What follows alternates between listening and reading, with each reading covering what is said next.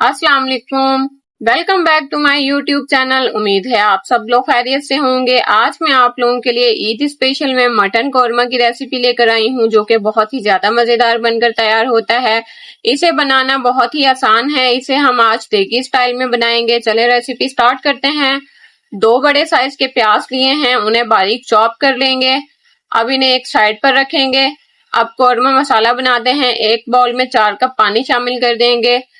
उसमें 1 table spoon भर के धनिया पाउडर शामिल करेंगे। 1 टीस्पून इसमें काली मिर्चों का पाउडर भी शामिल करेंगे। अब इसमें 3/4 टेबल स्पून लाल मिर्चों का शामिल कर देंगे। आधा टेबल स्पून कलर के लिए हम इसमें कश्मीरी लाल मिर्च शामिल करेंगे, ये ऑप्शनल है। आधी टीस्पून इसमें हल्दी पाउडर भी शामिल करेंगे। अब हम इसमें 3/4 टेबल स्पून गरम मसाला पाउडर शामिल कर देंगे। अब इन्हें अच्छे से मिक्स करने के बाद एक साइड पर रख देंगे। इनका इस्तेमाल हम आगे जाके करेंगे। आप लोगों ने इस स्टेप को लाजमी फॉलो करना है। इसको फॉलो करते हुए आप लोगों का कोरमा जो है वो दानेदार बनकर तैयार होगा। अब हम एक पैन लेंगे, उसमें 3/4 कप ऑयल शामिल कर देंगे। अब हम उसमें चॉप किए हुए प्याज शामिल करेंगे। प्याज को आप लोगों ने मीडियम फ्लेम पर गोल्डन ब्राउन होने तक फ्राई करना है।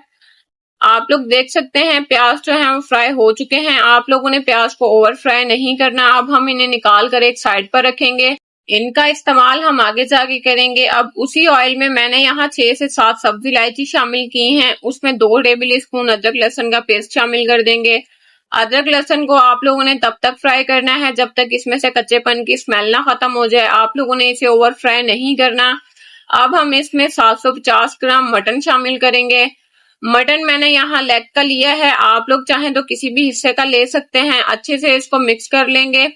मटन को अच्छे से मिक्स करने के बाद हम इसमें 1 टेबल स्पून नमक शामिल करेंगे। आप लोग नमक अपने टेस्ट के हिसाब से भी शामिल कर सकते हैं।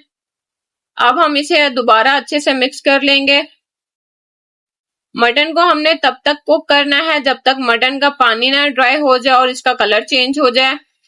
अच्छे से आप लोगों ने इसे कुक करना है ताकि मटन में से स्मेल जो आती है वो खत्म हो जाए, या कुर्बानी के गोश्त में एक मखसूस स्मेल होती है वो खत्म हो जाए। अब हम इसमें प्रिपेयर किया हुआ स्पाइसेस का मिक्सचर ऐड कर देंगे। अच्छे से इसको मिक्स कर लेंगे। अब इसे कवर करके हमने मीडियम फ्लेम पर कुक करना है जब तक हमारा मीट टेंडर हो जाए। मीट को आप लोगों ने 95% तक कुक करना है। अब हम ग्रेवी के लिए दही का मिक्सचर तैयार करेंगे। 1 कप दही लिया है, उसमें फ्राई की हुई प्याज शामिल कर देंगे। प्याज आप लोगों ने 3/4 हिस्सा इसमें शामिल करनी है, 1/4 हिस्सा आप लोगों ने रख लेनी है। अब इसमें 8 से 10 काजू शामिल कर देंगे।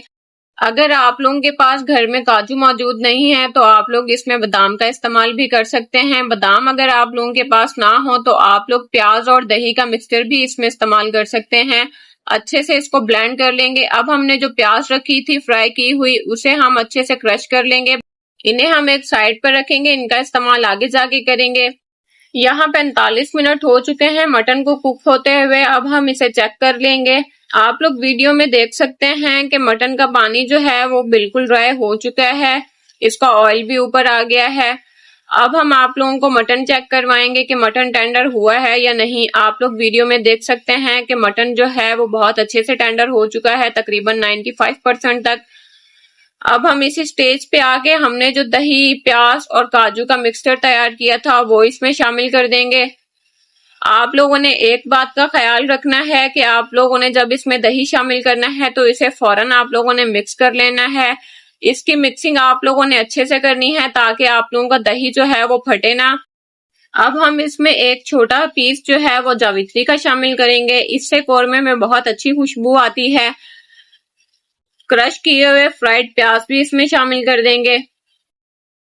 अब इसको दोबारा से कवर करके 15 से 20 मिनट तक कुक करेंगे जब तक दही का पानी ड्राई हो जाए और ऑयल ऊपर आ जाए। आप लोग देख सकते हैं तकरीबन दही का पानी जो है वो ड्राई हो चुका है। अभी हम इसमें केवड़ा वाटर शामिल करेंगे, 3 से 4 ड्रॉप। अगर आप लोगों के पास केवड़ा वाटर मौजूद नहीं है घर में तो आप लोग इसे स्किप भी कर सकते हैं। अच्छे से इसको एक दफा मिक्स करेंगे, फ्लेम ऑफ कर देंगे। 1 टीस्पून इसमें गरम मसाला शामिल करेंगे। आप लोग देख सकते हैं कि कोरमा जो है वो हमारा बनकर तैयार है। इसे हमने देगी टच दिया है। आप लोग देख सकते हैं कि ग्रेवी कितनी दानेदार बनकर तैयार हुई है और बिल्कुल परफेक्ट है। आप लोग अगर मेरे चैनल पर न्यू हैं तो मेरे चैनल को सब्सक्राइब करें, वीडियोस को लाइक करें, ज्यादा से ज्यादा शेयर किया करें अपने फ्रेंड्स में और फैमिलीज में, कमेंट करना मत भूला करें। आप लोग इतना प्यार करते हैं, इतना सपोर्ट देते हैं, उसका बहुत ज्यादा शुक्रिया। हमेशा इसी तरह सपोर्ट किया करें। ईद पर आप लोग इस रेसिपी को ट्राई जरूर कीजिएगा, आप लोगों को बहुत पसंद आएगी। मिलते हैं नेक्स्ट वीडियो में, तब तक के लिए अल्लाह हाफिज।